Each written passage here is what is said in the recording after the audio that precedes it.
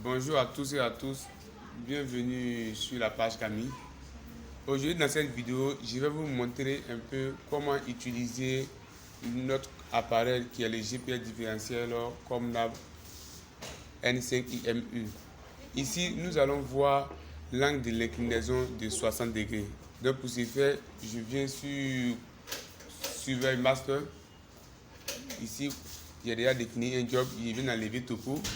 Et dans l'onglet IMULTK que vous voyez là, ici je vais faire la configuration. D'abord, l'antenne est à 2 mètres. Je mets l'antenne à 2 mètres. Donc, je vais me déplacer, trouver la bonne position, puis commencer la configuration. Avant de commencer la configuration, il faut que l'appareil soit fixé. Donc ici vous voyez diff fixé. Ici dans IMU, en 1, on dit de garder le récepteur stationnaire.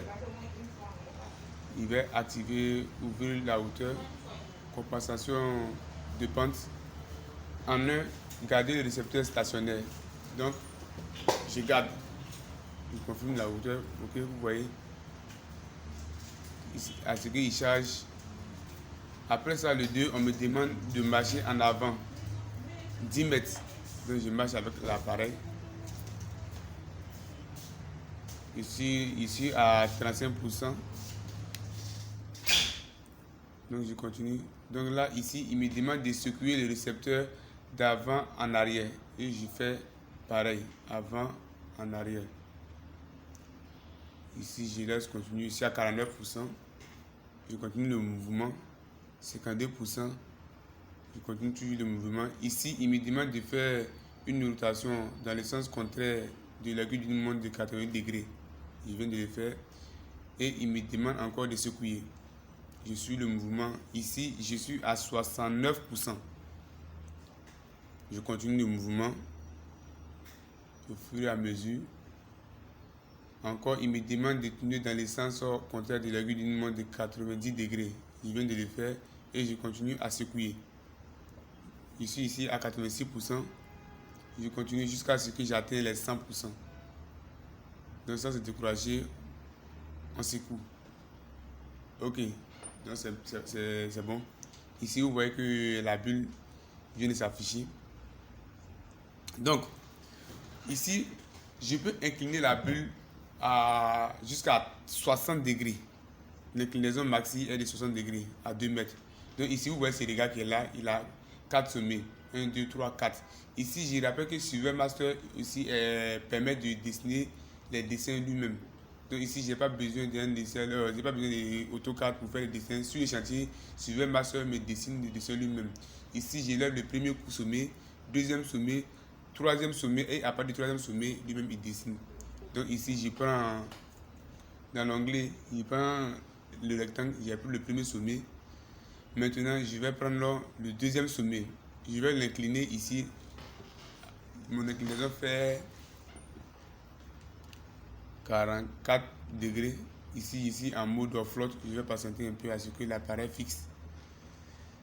Donc, une fois fixé ici, je vais lever le deuxième sommet avec un angle de 49 degrés. Et ensuite, je vais lever le dernier sommet. Ici, vous voyez, l'inclinaison est à 41 degrés.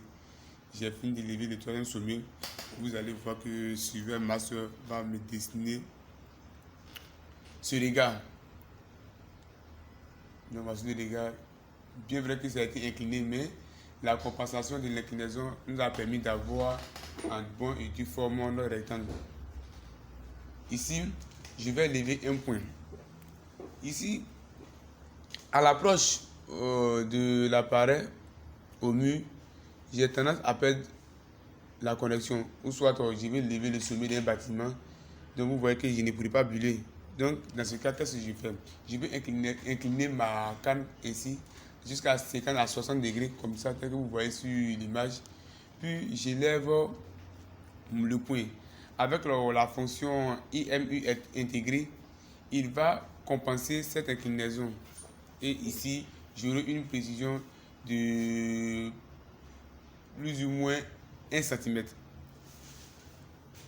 Donc ici, il y a un point que je dois lever ici, mais malheureusement, il y a une voiture qui a stationné sur le point. Donc ici, je ne sais où est le chauffeur. Donc pour cela, bon, je ne vais pas dire au chauffeur de déplacer la voiture. Donc il voit que le point est juste en bas de la voiture. Qu'est-ce que je fais? Je fais entrer ma canne, je mets sur le point et je vais l'incliner. Ici, je suis à 50%, comme ça, et je lève ce point. Donc voilà un peu comment utiliser le mode IMU RTK pour faire des levées. Merci et à la prochaine.